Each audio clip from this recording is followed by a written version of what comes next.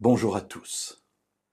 Nous avons vu hier que Jésus, s'approchant de cette barque malmenée par les flots et par le vent, dans laquelle se trouvent les disciples qui crient, qui ont peur de lui parce qu'ils le voient marcher sur l'eau, en disant « c'est un fantôme », Jésus leur a dit « n'ayez pas peur, rassurez-vous, c'est moi ». Alors, lisons la suite du récit, si vous le voulez bien, dans l'Évangile selon Matthieu au chapitre 14 et au verset 28. Pierre lui dit, Pierre l'impétueux, Pierre celui qui parle parfois sans trop réfléchir, « Si c'est toi, ordonne-moi d'aller vers toi sur les eaux. » Mais qu'est-ce qui lui passe par la tête? Il sait qu'il est un être humain, il sait qu'il est impossible de marcher sur l'eau, c'est un pêcheur, il connaît le monde de l'eau. Mais il a cette confiance en Dieu, cette confiance en Jésus qui fait que lorsque Jésus lui dit « c'est moi », il dit « ok, alors si c'est toi, il y a quelque chose d'extraordinaire qui me permettra de savoir que c'est vraiment toi, de prouver que c'est toi. Ordonne-moi de marcher sur l'eau, et moi qui sais très bien qu'on ne peut pas marcher sur l'eau, si tu me l'ordonnes et si c'est vraiment toi, Jésus, celui que je considère comme le Messie, eh bien je serai capable de marcher sur l'eau. » Ah mes amis, combien de fois avons-nous demandé des signes à Dieu? Ah, si c'est vraiment ta volonté, eh bien, fais que telle chose arrive.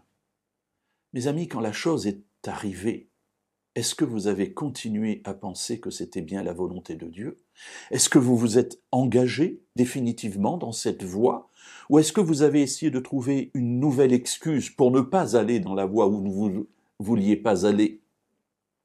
Oui, Seigneur, si c'est toi qui fais que tu veux que j'aille à tel endroit, eh bien, montre-le-moi. Et puis quand Dieu nous l'a montré, on se dit, oui, mais j'ai pas envie d'aller dans cet endroit, donc je demande un autre signe ou je trouve une autre excuse. Mais ce n'est pas l'attitude de Pierre. Il veut vraiment savoir si c'est Jésus. Alors, lisons la suite. Lisons le verset 29. Jésus lui dit, viens. Jésus le prend au mot. Oui, Jésus nous prend au mot très souvent. Pierre lui dit, si c'est toi, ordonne que je marche sur l'eau. Jésus lui dit, ok, très bien, bah viens.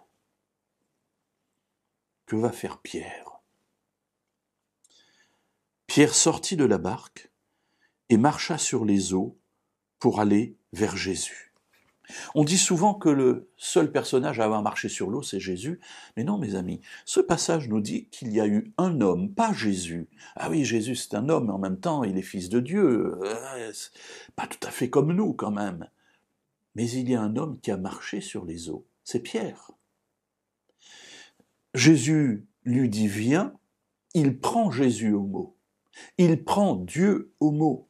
Il dit « ok, tu me demandes de faire quelque chose de complètement fou, de complètement aberrant, mais je vais le faire parce que tu me le demandes. » Imaginez qu'il faut enjamber.